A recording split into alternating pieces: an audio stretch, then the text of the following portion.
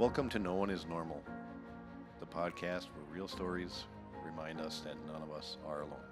You can also visit the website www.bradhhill.com or www.nooneisnormal.co for resources, updates, and future podcast episodes. I am Brad H. Hill, and each week we talk about the messy, the complicated, and the deeply human moments that shape us and remain in our memories. I am not here to tell anyone how to live. I am here to offer the stories, the insights that made me realize that no one is normal, including me, because healing starts when self-honesty begins. Welcome to Under the Surface. This is where we slow down and look at the patterns underneath the stories we tell ourselves. Today's chapter is called Relationships Are Hard Work. Relationships are wild because on paper they sound simple. Love someone, they love you back, you build a life together, and that's it. Roll credits. In reality, it is two flawed humans with old wounds, bad habits, and busy lives trying not to destroy something that started out amazing by accident. I used to think the hard part was finding someone. Swipe enough, date enough, eventually one sticks. Right? What nobody really sat me down and explained was that the real work shows up after the honeymoon phase, after the big romantic gestures and long text threads, after the rest of the I love yous feel normal instead of like fireworks. The hard part is the daily stuff, the dishes, the schedules, the late nights, the stress that comes home from work and sits in the living room, whether you invite it or it sneaks in. There were times when I took my partner for granted without even realizing it. I would walk past the clean kitchen, the folded laundry, the big things that made my life easier, and somehow treat them as if they were automatic, as if they had just appeared out of thin air. Meanwhile, I was telling myself that working long hours was enough. I brought home a paycheck, solved problems all day, and then came home to this invisible second shift that someone else was handling. And if you do that long enough, something shifts. The things that used to feel like thank you gestures slowly turn into silent expectations. The I appreciate you turns into why is this not done? Resentment creeps in like water through a crack, and you do not notice the damage until the floor starts to buckle. In this episode, I want to talk about that work, about what happens when effort stops being mutual, about the difference between fighting for a relationship and losing yourself inside one. And I want to tell you about a relationship I watched burn itself to the ground in slow motion, while one person tried to drag me into the fire with them. Not because I like drama, but because there are patterns in that story that might look uncomfortably familiar if you have ever tried to save someone who has no interest in saving themselves. Relationships are hard work. The question is not, will it always be this hard? But is this struggle still healthy, or is it slowly killing me? When I look back at my relationships, the pattern is clear. In the beginning, I was the guy who went all in. I would plan the dates, drive the miles, send the long messages, and do everything I could to make the other person feel wanted. That early effort is customary and even reasonable. But what I did not understand for a long time is that relationships are not built on grand gestures. They are built on what happens after the honeymoon phase, when real life moves in. The dishes, the long days at work, the stress that comes home with you. That is where you find out whether the work is mutual or whether one person is slowly becoming the engine that powers everything while the other rides along. I have been on both sides of the imbalance. There were times when I came home completely drained from work and treated the relationship as a place to crash rather than something that needed my active participation. There were also times where I was the one carrying most of the emotional load, noticing the distance and feeling the resentment creep in. When one person is doing most of the emotional labor and initiating hard conversations, managing the home, handling the details, while the other is checked out, the relationship does not usually explode overnight. It erodes quietly. The thank you moments turn into expectations. The small, unspoken hurts stack up. Eventually, you wake up and realize you feel more alone with someone than you did by yourself. One relationship in particular forced me to face that reality. I really believed we were headed for forever. She pushed me to grow in good ways, and I tied a lot of my identity to the idea of us. When she decided she wanted a completely different life in a different city, I tried to pretend it was just a phase. I ignored the fact that our long-term visions did not line up. When she left, it felt like the floor dropped out. I replayed every conversation, every moment, trying to find the point where I could have changed the ending. The truth was uncomfortable. We wanted different futures. No amount of effort on my side was going to fix that. That breakup forced me to figure out who I was without anchoring my entire worth to whether someone stayed. As painful as my own breakups were, they still did not compare to what I watched a friend live through. From the outside, it started like any other relationship. Two people meet, like each other, and move in faster than they should because of money and fear. Underneath, there were landmines. Within weeks, there were evictions, screaming, broken doors, and a partner who went from stressed to violent. He called me, whispering from locked rooms, while she raged on the other side with a hammer or a knife. Police reports, restraining orders, pictures of cuts, bruises, and gashes. At the same time, he was using meth regularly, and she was using too. The relationship turned into a tornado of addiction, violence, and chaos. I tried to be there, but there came a point where I had to step back for my own safety and sanity. Watching that unfold in real time drove home a truth I had already tasted in my own life. Love without boundaries, it turns into resentment. Effort without reciprocity turns into exhaustion. Staying in something where one person is committed to growth and the other is devoted to destruction is not loyalty, it is slow self-destruction. Relationships are hard work, but the work has to be shared. If I am doing all the labor to keep the ship from sinking, while the other person is drilling new holes in the hull, that is not partnership, that is survival. Eventually, you can't bail out enough, and you both go down with the ship. At the core, this chapter is not about giving up on love or painting relationships as hopeless. It is about getting honest about the kind of hard that is worth it and the kind that is not. Relationships are hard work is my way of saying that yes, it will take effort, sacrifice, and uncomfortable conversations. That effort should be mutual, grounded in respect, and pointed towards something healthier, not spent cleaning up the same explosion over and over. In the rest of this episode, I want to zoom out into why relationships feel so heavy, how attachment, codependency, addiction, and communication issues play into that, and then zoom back into what it looks like to expect shared effort without apologizing for it. If we zoom out from the stories and look at the patterns, a few significant themes emerge in almost every relationship that feels harder than it has to be. One of them is attachment. A lot of us carry childhood shit into adult relationships. If you grow up without steady emotional support, it is easy to become the person who overfunctions in relationships. You overgive, you chase, you try to earn love by working for it. On the flip side, if closeness feels dangerous, you become the one who pulls away when things get too real. That push and pull can make even a good connection feel exhausting. Another theme is codependency. That word gets thrown around a lot, but all it really means is this: your sense of stability starts to depend on someone else's mood, choices, or issues. You are not just loving them, you are managing them and checking their emotions before you get to check your own, fixing their messes, explaining their behavior to other people, and bailing them out over and over, emotionally or literally. At some point, their life becomes your full-time job. There's also the addiction layer.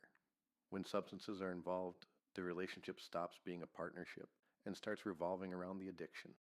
Plans change based on whether someone is high, hungover, withdrawing, or chasing the next hit. Promises are made and broken in the same breath. Love is still there somewhere under the surface, but the drug climbs into the driver's seat and does not care who gets run over. Then there is communication. A lot of us never learned how to have hard conversations without blowing everything up, so we avoid them. We bury resentment under silence, or we do the opposite and go on the attack. Bring up 10 old arguments in the middle of a new one. Aim for victory instead of understanding. Every unspoken truth becomes a landmine. Every cheap shot becomes a crack in the foundation. And finally, there is self-worth, the story we tell ourselves about what we deserve. If we secretly believe that we are hard to love, or that our needs are too much, we will tolerate things we should not. We will stay when someone treats us like a punching bag. We will call it loyalty, when sometimes it is fear. Fear of being alone. Fear of starting over. Fear of what it means if we admit that the relationship is not healthy. The wild thing is that these patterns are common. They show up across cultures, incomes, and backgrounds. The details change, but the core is the same. Two people, each carrying their own history, are trying to build something together without realizing they are also carrying landmines they never diffused. That is why boundaries matter. That is why self-work matters. Not so we can avoid hard work in relationships, but so that the work we do actually builds something, instead of just cleaning up the same explosion over and over. Taking a quick pause here. If this episode is resonating, I would love for you to follow the No One Is Normal podcast on whatever platform you listen on. Every follow helps this show reach people who might need these stories. Now let's jump back in.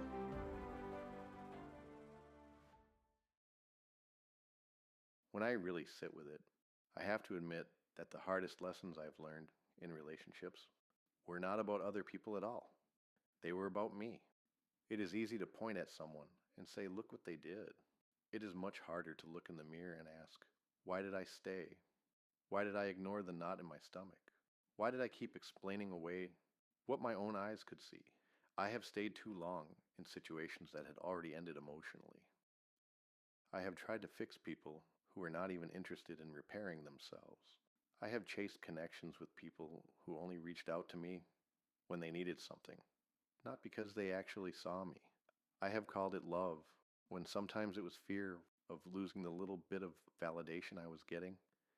And I have absolutely been the one who dropped the ball, got lazy, stopped showing appreciation, and expected someone else to live off memories of who I was at the beginning. All of that is on me. What I have come to understand is that relationships do not fall apart in one dramatic moment. They erode in the small, missed chances to be kind, the swallowed truths that never get spoken, the quiet decisions to check out instead of lean in. At the same time, there is a line where effort turns into self-abandonment. I have crossed that line enough times to know the cost. When I watched my friend get swallowed by that violent storm, part of me wanted to drag him out of it by force, but another part of me recognized a version of myself who used to think love meant never giving up, even when I was the only one doing the work. I had to learn that walking away is not quitting on love. Sometimes it is choosing to love myself enough to step out of the blast radius. I still believe in relationships. I still believe in the kind of love that shows up on the good days and the terrible ones. But I no longer think that I have to set myself on fire to keep someone else warm. The work I am willing to do now has to be mutual. It has to be grounded in honesty, respect, and a shared commitment to grow. Otherwise, I would rather be alone and rebuilding than together and slowly disappearing. If you are listening to this and feeling a knot in your stomach because some part of this sounds familiar, I want you to know something. You are not weak for wanting love to work. You are also not foolish for hoping that someone could change. Most of us were never taught healthy models of relationships. We picked up pieces from our parents, from movies, from friends, from family, and we tried to put the shards into something that looked like one. Maybe you have been in a relationship where you were the one doing all the emotional labor. You checked in, You calmed storms. You carried the schedules. You softened your own needs because you did not want to start another fight. Maybe you have stayed up late staring at the ceiling, wondering why it feels like you are begging for crumbs of effort from someone who once gave it so freely. Or maybe you are listening from the other side. Perhaps you know you have checked out. The love is still there, but buried under stress, exhaustion, or your own fear of vulnerability. You can see your partner pulling away, and part of you wants to fix it, but you do not know where to start. So you do nothing and hope it somehow fixes itself. Relationships are hard work, but that work should not be one-sided. It is not your job to carry another adult on your back while they swing at you emotionally or physically. It is not your job to be the rehab, the therapist, the entire support system, and the punching bag all at once. You can support someone without sacrificing your safety or your sanity. If you are in something that feels more like survival than partnership, it is okay to question it. It is okay to set boundaries. It is okay to say, I love you, but I cannot do this like this. And it is okay, if nothing changes, to choose yourself. That is not selfish. That is self-preservation. On the other hand, if you have a relationship that is mostly good, but showing cracks, this is your invitation to pay attention before those cracks turn into a fault line. Ask the hard questions. Are we both still putting in effort? Are we both still listening? Are we both still willing to grow? It does not need to be perfect. It just needs to be honest. Wherever you are on that spectrum, you deserve a connection that does not ask you to shrink, hide, or bleed to keep it alive. Relationships will never be easy, and I do not think they are supposed to be. Any bond that asks two humans to share life will come with friction. The question is not, how do I avoid the hard things? But, is this level of hard helping us grow? Or is it slowly eroding who we are? What I have learned is this. Effort matters, and mutual effort matters more. Communication matters, and honest communication matters more. Love matters, and self-respect matters just as much. The stories I have lived, and the ones I have watched up close, all come back to the same simple truth. When two people both show up, do the work, and own their mess, the hard days are survivable. They can even become the days that deepen the bond. When only one person shows up, the hard days slowly turn into a way of life. If you take one thing from this episode, let it be this. You are allowed to expect effort from the people who have access to your heart. You are allowed to step away from situations that only ever take and never give. You are allowed to keep your standards, even if that means standing alone for a while. Relationships are complex, but the right ones feel like building something together, not clawing your way out of the rubble on your own. You get one life. Share it with people who know that your heart is not a project to exploit, but a place to protect. That's under the surface, not to judge the story, not to rewrite the past, but to understand the patterns that shape how we live. Just a reminder, the stories and conversations in this podcast are for informational and personal reflection only. Nothing shared here should be taken as medical, legal, or professional advice. Always speak with a qualified professional about your own personal situation. Thank you for listening to No One Is Normal.